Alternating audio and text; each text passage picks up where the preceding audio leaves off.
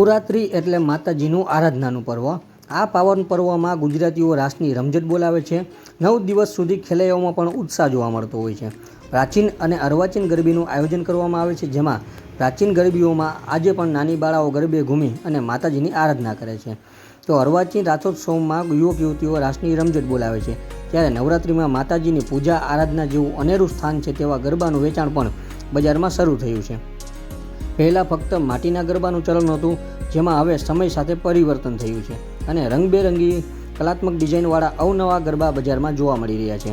પહેલાં લોકો ફક્ત માટીના સાદા ગરબા લેતા હતા, જેમાં હવે ડિઝાઇનવાળા કલરફુલ ગરબાનો ક્રેઝ વધ્યો છે। ત્યારે રાજકોટની બજારમાં પણ અવનવા ગરબાએ લોકોને ઘેલું લગાડ્યું છે।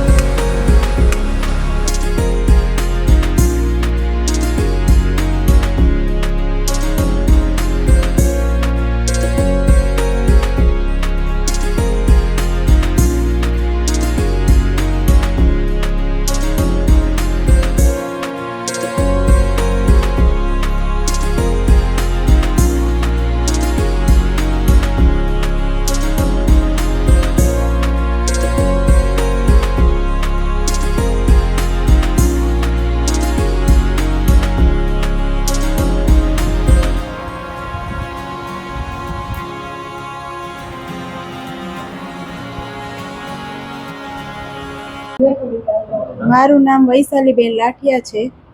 અમે 20-25 વર્ષથી આ ગરબા બનાવીએ છીએ અને ગરબામાં મોતીનું વર્ક, કાચનું વર્ક, સ્ટોન, લેસ એવું બધું લગાવીએ છીએ। 2 કલરના ગરબા બનાવીએ છીએ અમે, અને ગરબાનો ભાવ છે 40, 60 અને 70, અને એમાં વધારે ડેકોરેશન વાળા પણ ગરબા હોય છે 250 વાળા। અને આ ગરબા બનાવતા અમારે 1.5 મહિનો થઈ જાય છે।